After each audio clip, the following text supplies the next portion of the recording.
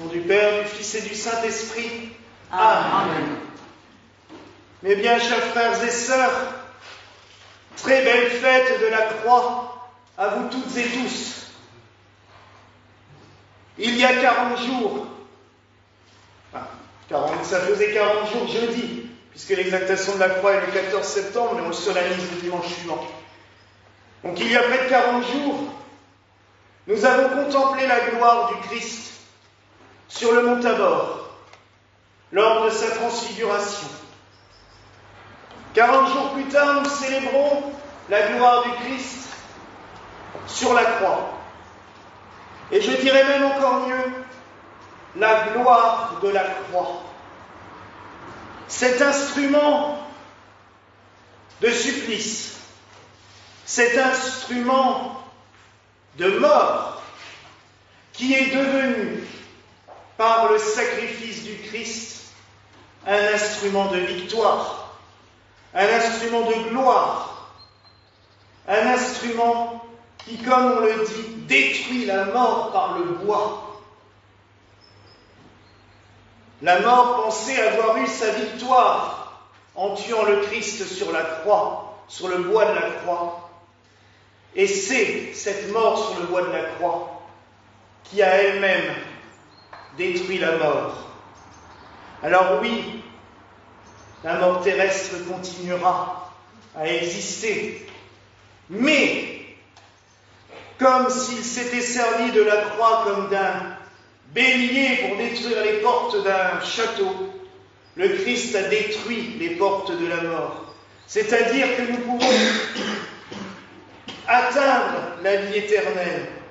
Et surtout, qu'il a ouvert cette communication permanente, perpétuelle, entre la terre et les cieux.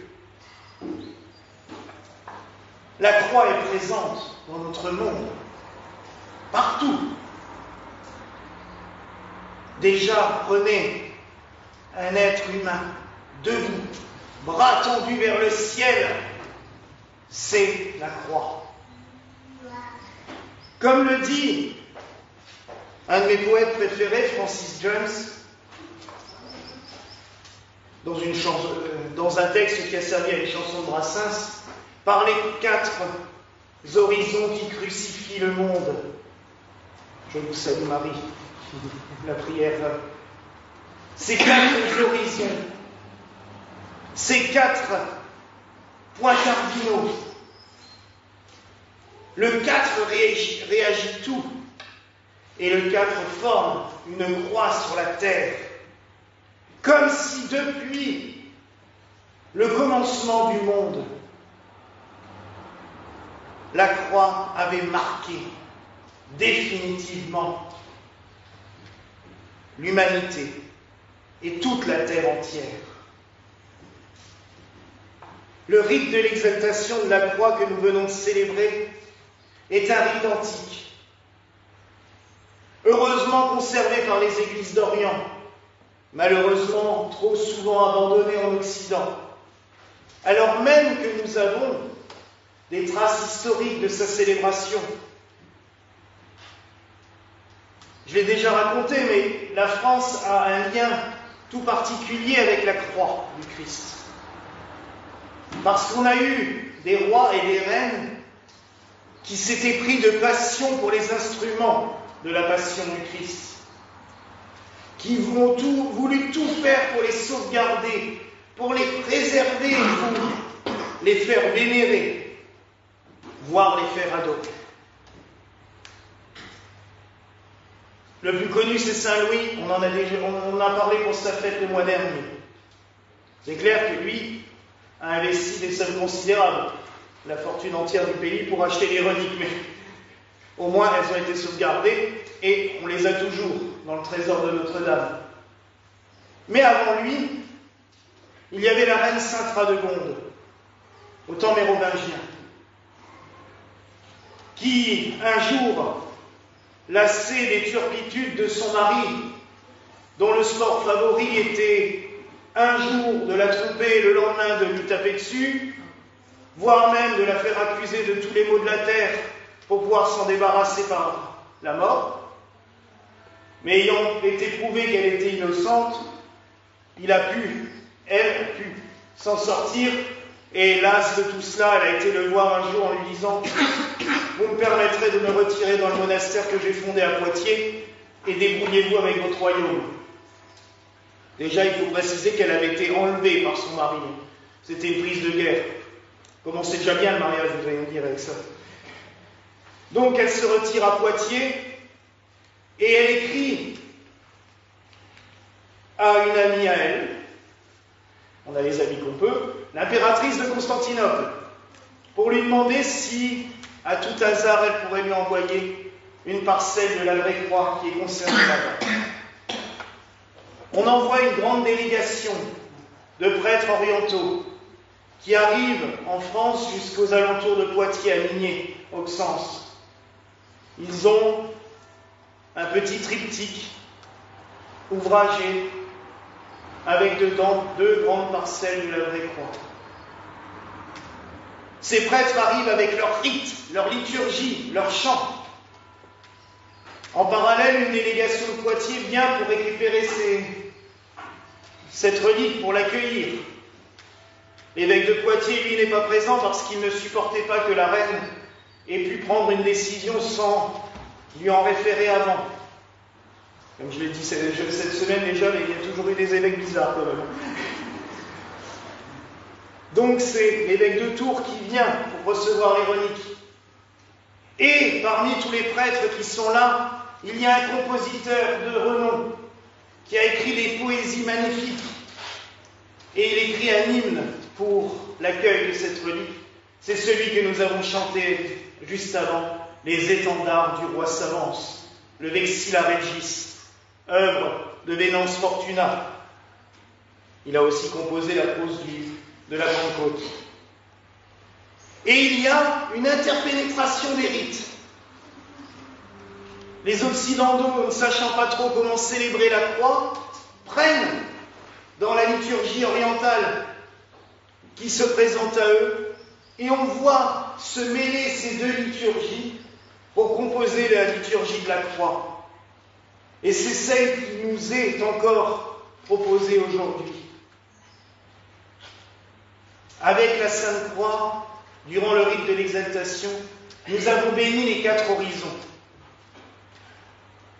afin de demander à Dieu, encore une fois, que sa bénédiction se répande sur toute la terre. Mais comme je l'ai déjà dit, pas que la terre des humains, la terre de tous les vivants, les animaux, la nature, les plantes, tout ce qui est vivant bénéficie de la bénédiction de Dieu. Nous sommes à la clôture un petit peu de ces rites de bénédiction qui, depuis début août, nous conduisent de dimanche en dimanche, voire même certains jours de semaine, à glorifier Dieu pour sa création, pour tout ce qu'il nous donne. Je vais le rappeler brièvement, mais le 6 août, le jour de la transfiguration, on bénit les fruits nouveaux. Le 7, on bénit la bière. Ne riez pas. Pendant plus de 2000 ans, oui, parce qu'il y a déjà avant, la bière était la boisson unique presque. Le vin était hors de prix, il était impossible au peuple de boire du vin. L'eau, n'en parlons même pas, c'était des épidémies garanties et la mort garantie si on n'en buvait plus. Donc, on buvait une espèce de... Ça ne ressemblait pas à notre bière de maintenant. La cervoise, c'était des céréales bouillies dans l'eau et puis on laissait un peu fermenter ça, mais c'était la base essentielle de la nourriture. Et en bénissant la bière, ça permettait aussi de remercier le Seigneur pour les céréales qu'il nous donne, qui sont la composante principale de notre nourriture. Le 15 août, on bénit les herbes aromatiques, les bouquets d'herbes qui ont été souvent cueillis pour la Saint-Jean. On bénit aussi dans certaines régions les épis de blé ce jour-là. Et maintenant, on bénit le raisin aujourd'hui, puisque nous sommes dans la période des vendanges. Comme on en a déjà parlé, il y a des années où c'est la fin des vendanges, il y a des années où c'était plutôt le début. Là, avec les chaleurs qu'on a les dernières années, c'est plutôt souvent la faim. Mais on remercie le Seigneur pour tous ces cadeaux qu'il nous donne. Et de bénir le raisin le jour de la fête de la croix est une symbolique toute particulière. Les grands mystiques et les pères de l'Église, ainsi que les mystiques du XIe au XVe siècle, et notamment les mystiques rénans, ont comparé la croix à un pressoir mystique, où le Christ a été pressuré comme une grappe de raisin. Quand vous la prenez dans la main, vous l'écrasez. Le Christ s'est laissé pressurer sur la croix pour nous donner son sang. Sang qui nous apporte la victoire, qui nous apporte la guérison, qui nous apporte le salut. La croix est un pressoir mystique.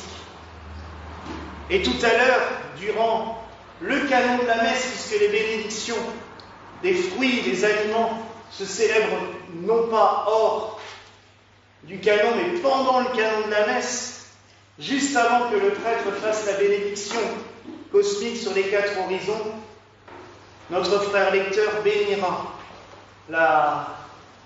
les fruits, bénira le raisin pour nous le donner. Alors oui, mes frères et sœurs, il les bénira pour nous, et à la fin de la messe, on vous donnera une paire de ciseaux, parce que les grappes sont énormes, donc vous pourrez vous couper des petits morceaux et en emmener avec vous, afin de goûter à cette bénédiction, de recevoir cette bénédiction de la part de Dieu. Alors oui, mes frères et sœurs, l'exaltation de la croix est un jour de joie, un jour de célébration, un jour d'action de grâce pour ce que le Seigneur a fait pour nous. Ne l'oublions jamais. Un Dieu qui s'offre en offrande à son peuple. D'habitude, c'est le contraire. On apporte des tonnes d'offrandes aux divinités. Ah là, non, c'est Dieu qui s'offre en offrande à son peuple. Et le Christ est en même temps celui qui offre et celui qui est offert. Alors oui, mes frères et sœurs, rendons grâce au Seigneur pour tout cela. Chantons-le, acclamons-le, célébrons-le et glorifions la croix comme un symbole de victoire. Et je dirais que la plus belle glorification de la croix, c'est quand nous la traçons sur nous-mêmes. Alors aujourd'hui encore, et comme nous le faisons à la fin de chaque homélie, tout particulièrement, mais aujourd'hui, mieux encore que d'habitude, avec encore plus de joie et de bonheur que d'habitude, disons, au nom du Père, du Fils et du Saint-Esprit, Amen.